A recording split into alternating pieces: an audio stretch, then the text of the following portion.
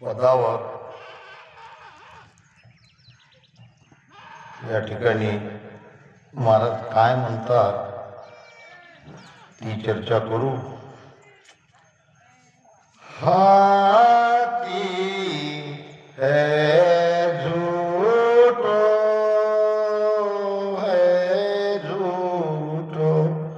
कोई फेरे संत फूटो. हाथी है झूठो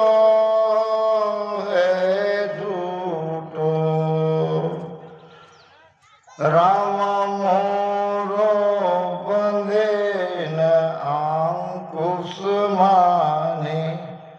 साकळ गिने न टूटो. राम जी साकळ गिने न टूटो.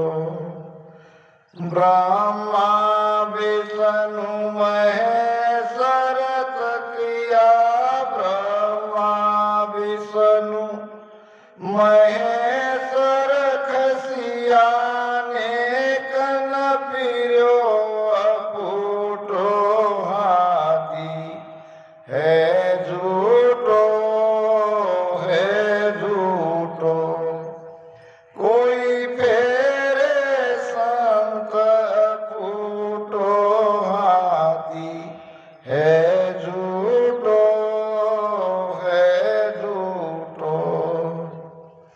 राम खट सोजती दत्त की मैया. ऊन सुई कियो चपेटो. राम जी ऊन सुई कियो चपेटो. ऋषिया मुनिया घेर घेर राख्यो. ऋषिया मुनिया घेर घेर राख्यो. तोई रह गयो छूटो. हाथी है झूठो कोई फेरे संत फूटो. हाथी है झूठो त्यागी तपी सूर वाहु पर. कोप करे कर टूटो. राम जी कोप करे कर टूटो. जुगतो सकल देखता भागो. जुगतो सकल देखता भागो. अड़बड़ बासन फूटो. हाथी है झूठो कोई फेरे संत फूटो. हाथी है झूठो राम उलटा हो गगन में चढ़िया. जा काटो कर पीटो. राम जी जा काटो कर पीटो. जन सुख राम समाधि पोता. जन सुख राम समाधि पोता. जहाँ अपल मर कूटो. हाथी है झूठो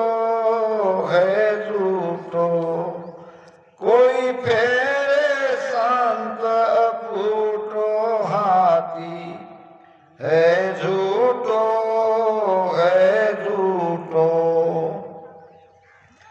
हाथी है झूठो कोई फेरे संत अफूटो. महाराज फरमाते हैं हाथी तो आप जानते हो, हाथी बड़ा शक्तिशाली ताकतवर जानवर है और जब हाथी सामने चल रहा है तो हाथी को मोड़ना यानी वापस पलटाना आसान नहीं है। हाथी को पलटाने के लिए, हाथी को बस में करने के लिए वो महावत ही चाहिए जिसने उसे ट्रेन किया है। नहीं तो वो बड़ा ताकतवर है, जहां जाता है सब तहस नहस कर देता है। हाथी जब बिगड़ जाता है तो आपने देखा होगा, जो भी सामने आए उसको उठा के फेंक देता है। अब ये वो तो हुआ बाहर का हाथी। हमारे सबके घट में वो हाथी बैठा है। महाराज ने उस हाथी की बात की है। हाथी बाहर भी है तो हाथी भीतर भी है। हमें बाहर के हाथी से कोई मतलब नहीं है। हमारे भीतर एक हाथी बैठा है जिसको हम जानते तो है, मगर उसके बारे में अभी तक सोचा ही नहीं है। ये क्या क्या हमारा सारा काम बिगाड़ रहा है। क्यों हम जन्म ले रहे हैं, क्यों बार बार हम जन्म लेना और मरना हमारे पीछे लगा है, ये उसी हाथी के कारण है। और ये हाथी है मन। कबीर साहब फरमाते हैं, तेरा बैरी कोई नहीं, तेरा बैरी मन।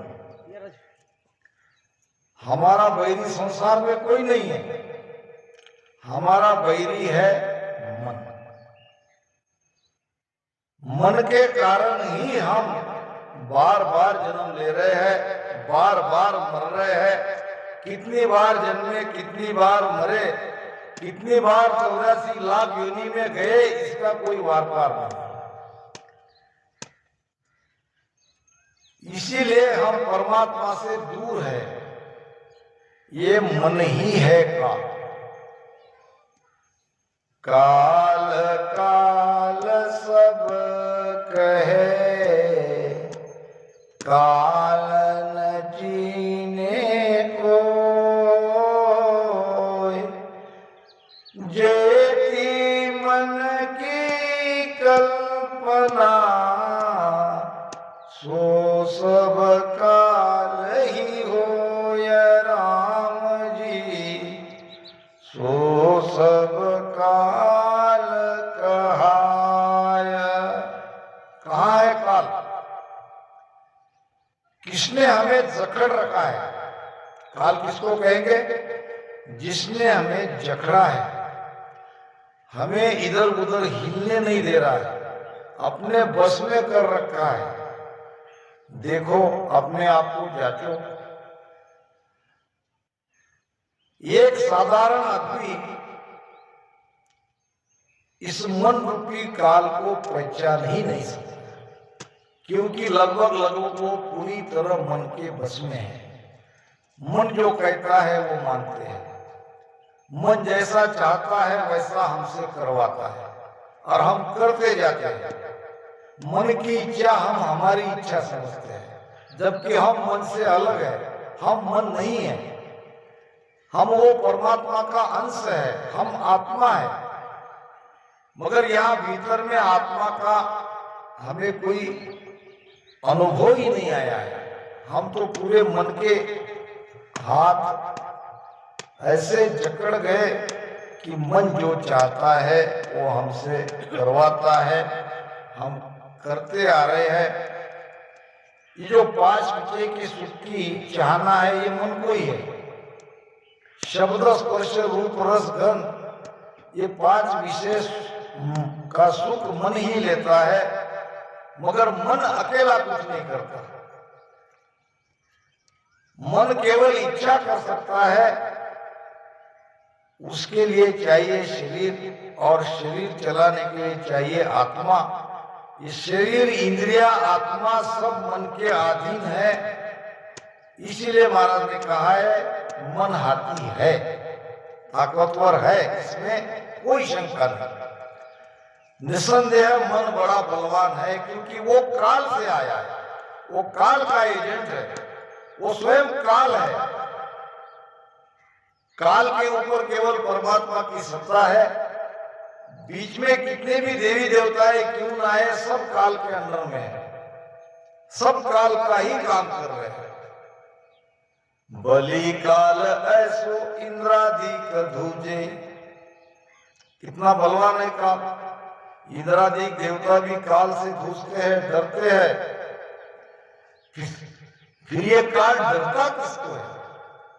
महाराज कहते हैं काल डरे करतार सु और सकल कोई खाए। डरता है करतार से, डरता है राम जी से, डरता है परमात्मा से, बाकी सबको वो खाता है, खा रहा है। और हम ये झूठे संसार में बैठे हैं, झूठा सुख ले रहे हैं और झूठे सुख को सुख मान रहे हैं, इसी को जीवन समझ रहे हैं। बहुत भारी भूल कर रहे हैं। झूठे सुख को सुख कहे, मानत है मन मोद। जगत चबेला काल का, कुछ मोटी कुछ गोद। ये सब झूठा सुख है, संसार का सुख झूठा है। क्यों झूठा है? संसार ही झूठा है। यह सब मन की उपज है। संसार को हमने बनाया, संसार को हमारे मन ने बनाया। और जो बनेगा वो मिटेगा, ये नियम है। जिसका जन्म हुआ है उसका मृत्यु होना लगभग 100% सत्य है। फिर हमें करना क्या है? क्या हम ऐसे ही जन्म दे जाएंगे, ऐसे ही मरते जाएंगे, इसी को सुख मानते रहेंगे? हमें केवल सोचना है, समझना है और विचार करना है। सोचेंगे, समझे, कब समझ आएगा? जब हम सत्संग में जाएंगे। सत्संग में ये विषय जब निकलेंगे तो उस विषय को हमको समझना है कि वास्तव में महापुरुषों की वाणी जो कहती है वो हकीकत है या कोई ये कथा कीर्तन है, ये समझना है। झूठे सुख को सुख कहे, मानत है मन मोद। मोद नाम आनंद। ये संसार के झूठे सुख को सुख मानता है ये मन। मगर जगत चबेला काल का, चबेला कहते हैं आहार को। जैसे हम भोजन खाते हैं, अन्न खाते कि नहीं, इसी प्रकार काल हमको खा रहा है। हम काल के भोजन है, काल के हम चबेला है, काल के हम आहार है, काल हमको खा रहा है। हम कहते हैं कि मर गया, मर गया नहीं, वो काल ने उसे खा लिया। अब कई एक को तो उन्होंने खा लिया, कुछ उसके मुख में चले गए, अब कुछ उसके गोद में है। अब हम जो जीवित दिख रहे हैं ये उसके गोद में बैठे हैं। जब चाहे तब वो कभी भी हमें खा सकता है। अब इस काल से बचना है, काल को मारना है, काल से अलग होना है।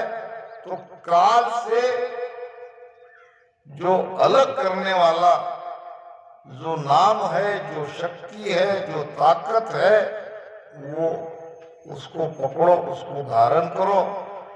महाराज कहते हैं कि इस मन रूपी हाथी को फेरने वाला कोई बिरला संत है। संत ही इसे पलटा सकता है, नहीं तो जगत के बस की बात नहीं है। तो आप सबको संत बनना पड़ेगा, आपको सुमिरन करना पड़ेगा, आपको भेद से भजन करना पड़ेगा। धीरे धीरे आप भी संत बनने की प्रक्रिया की ओर अग्रसर होते जाओगे। अब पहले समझे इस मन रूपी हाथी की ताकत क्या है। एक राजा था और उसकी एक कन्या थी, सुंदर सुशील। जब ब्याह के योग्य हो गई तो राजा ने लड़के यानी राजकुमारों को देखना प्रारंभ किया। एक से एक राजकुमार राजा की उस कन्या को लेने के लिए आतुर थे।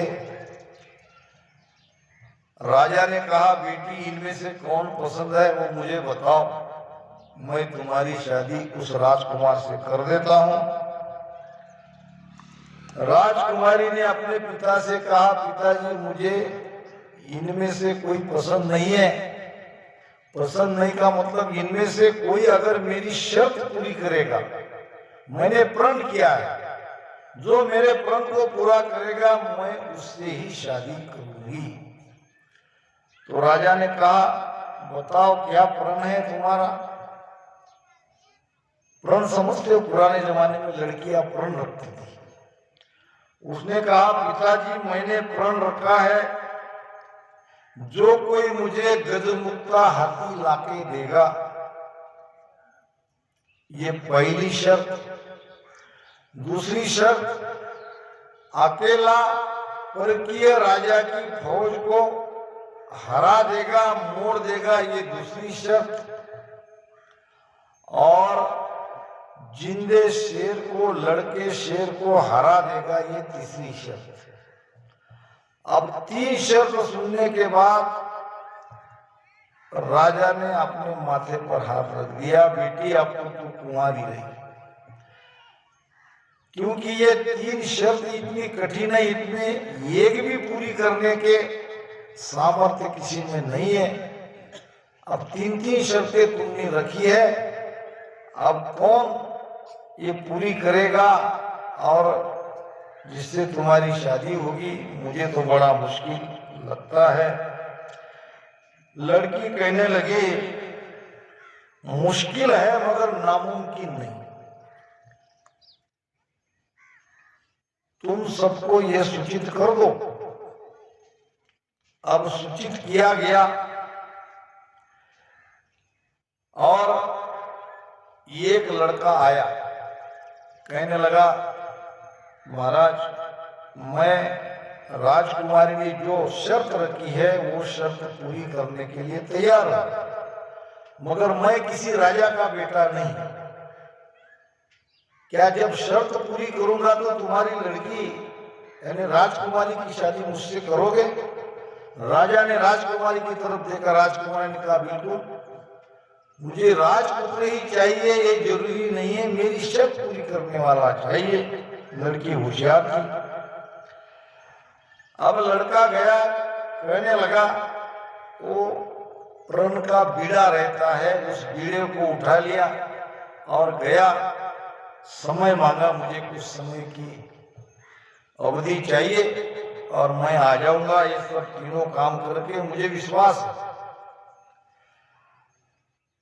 अब जंगल में गया, शेर की गर्जना सुनी। ताकतवर वो था, युक्तिवान भी था। शेर की गर्जना सुनते ही शेर से लड़ पड़ा। भाग्य ने साथ दिया, शेर को हरा दिया और आगे गया जंगल में। उसको गजमुक्ता हाथी की पहचान थी। गजमुक्ता यानी हाथी के सिर में रहते हैं मोती। हजारों हाथी में से एकाधा बिरला हाथी जिसके माथे में मोती रहता है। अब उसकी उसको पहचान थी और वो गजमुक्ता हाथी भी ले आया। इधर से संदेश आया कि कोई दूसरा राजा इस राजा पर चढ़ाई कर दी। अब ये तो शूरवीर था, ताकतवर था, अकेले के बल पर सैन्य साथ में थे राजा के, और उसने उस राजा को परास्त कर दिया, हरा दिया, तीनों शर्त जीतकर राजा के पास आया, कहा कि मैंने तुम्हारी तीनों शर्त को पूरी कर ली है, अब मेरा ब्याह राजकुमारी से लगाओ। राजकुमारी कहने लगी, आज की रात तुम मेहमान बन के यहाँ रहो और पंडित जी को पूछ के अच्छे मुहूर्त में तुमसे शादी करने के लिए मैं तैयार हूं, अब मेरी कोई शर्त नहीं। अब वहां महल में मेहमान बन के रहा तो राजकुमारी ने मिलने के लिए बुलाया और कहा, ऐसी ऐसी जो अशक्य शर्त मैंने रखी थी, आपके अंदर इतना दुस्साहस मैंने देखा कि आपने तय समय में ये कर दिया। मैं तो तुमको मान गई, मगर ये सब करने के बाद भी तुमने काम को नहीं जीता। ये सब तुमने केवल मुझे पाने के लिए किया। अगर इस काम को जीत जाते तो कितनी तुम्हारी महिमा होती। शब्द लग गया, शब्द लगना चाहिए। तुरंत उसने ब्याह का विचार त्याग दिया और किसी संत के शरण में चले गए। मतलब क्या है कि ये जो मन है और मन के अंदर जो कामना है, ये कामना के कारण ही हम बार बार जन्म ले रहे हैं और सबको जीत लेंगे। काम को जीतना कठिन है। महाभारत में कथा आती है, महाराज कहते हैं, मोरो बंधे न अंकुश माने, साकल गिने न फूटो, और ब्रह्मा विष्णु महेश्वर खसिया, नेकन फिरो अपूटो। ब्रह्मा विष्णु महेश्वरी के बड़े बड़े देवता ये मन रूपी हाथी से हार गए, इनको जीत नहीं पाए। कथा कहना चाह रहा था मैं पराशर ऋषि की, महाभारत की।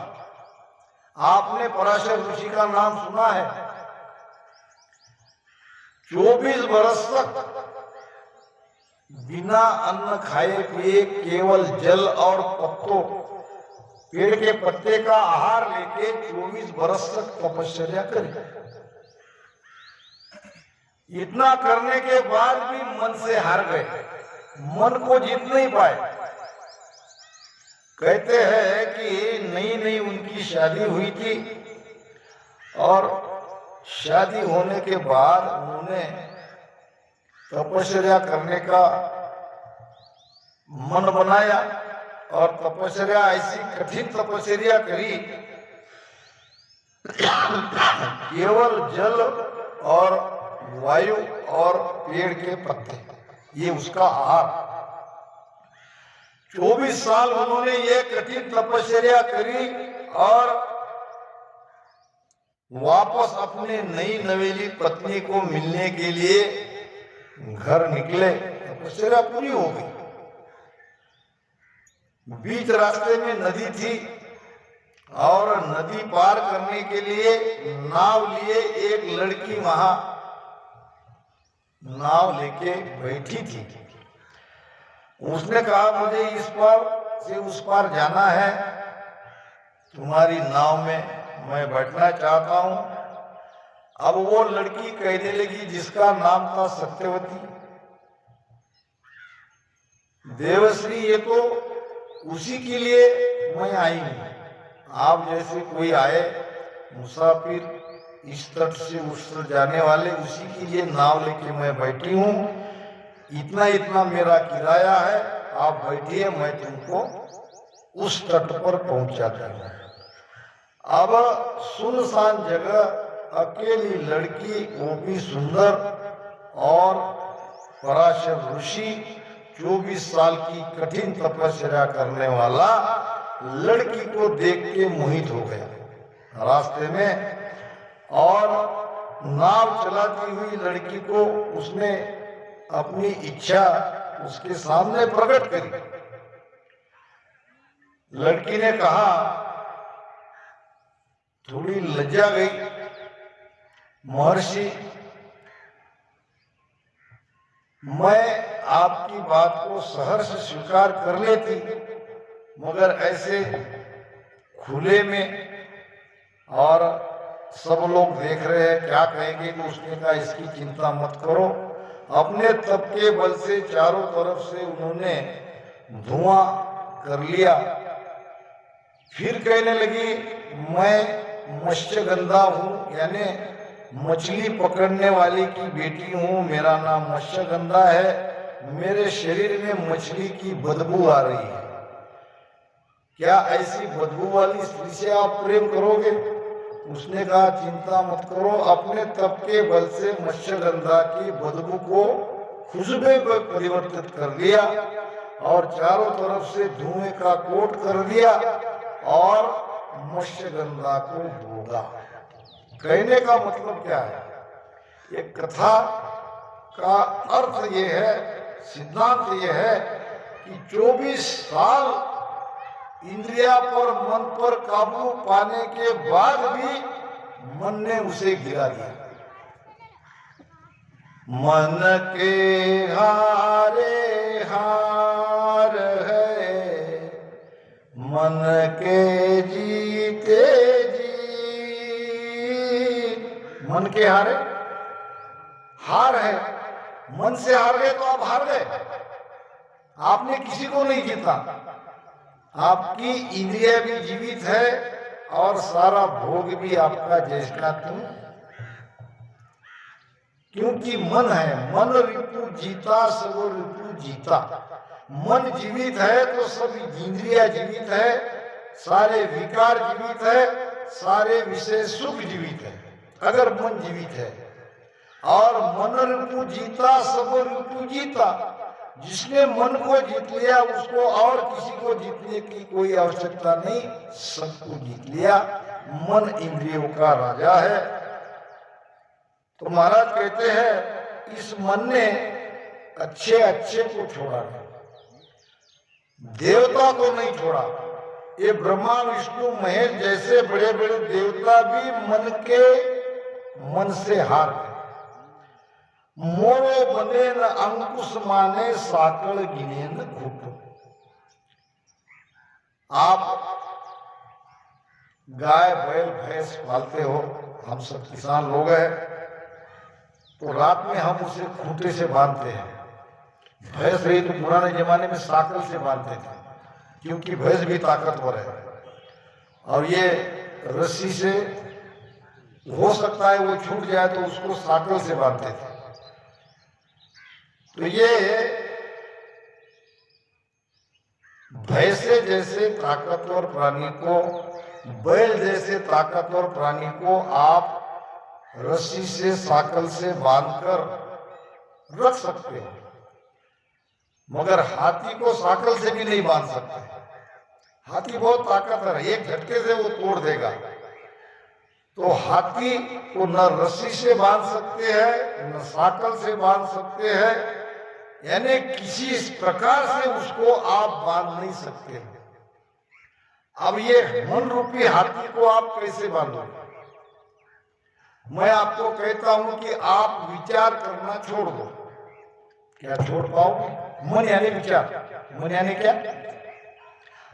आप यहां बैठे हो, कुछ के साथ तो ये हो रहा होगा, उनका शरीर यहां बैठा है, वो घर पे है, ये भी हो रहा है। देखो, आप नोट करो, सब क्या क्या करना है सब याद आ रहा है, मन भटक रहा है और आप शरीर से यहां बैठे हो। कितना चतुर है मन, कितना चालाक है, एक पल भी आपको निश्चिंत नहीं बैठने देता। आप लाख उपाय कर लो, आप विचारों पर अंकुश नहीं कर सकते। विचार को आप रोक नहीं सकते। विचार को रोकना ही मन को रोकना है, और विचार को रोकने का एकमात्र उपाय है ध्यान। वो भी अभी जो बताया हमारे वकील साहब ने, पश्चिम मार्ग का ध्यान। आगे आएगी ये बात। इस तरह से आप सदगुरु के शरण में जाके भजन करोगे, सुमिरन करोगे तो मन को रोक सकते हो, मन के प्रचंड वेग को रोक सकते हो, मन रूपी हाथी को जीत सकते हो। और मन को जीतोगे तो आनंद में जाओगे। तो तुम दोबारा जन्म तुम्हारा नहीं होगा, तो भगवान में जाके मिल जाओगे, तुम्हारी आत्मा परमात्मा में मिल जाएगी। बीच में दीवार है ये मन की दीवार हटाना पड़ेगा। और आश्चर्य की बात है, मन की दीवार मन से ही हटाई जाती है। लोहे को लोहा ही काटता है। अब आप कहोगे, अभी आप कह रहे कि भाई मन किसी का मानता नहीं, मन पर किसी का अंकुश नहीं, और मन को मन से रोकने की बात कर रहे हो। जी हाँ, मन से ही मन को रोका जाता है। लोहा ही लोहे को काट सकता है। उसका तरीका है, उसकी रीत है, उसका भेद है। ये भेद बताते हैं सदगुरु। जब सदगुरु के शरण में जाएंगे, उससे भेद लेंगे, तो ये मन रूपी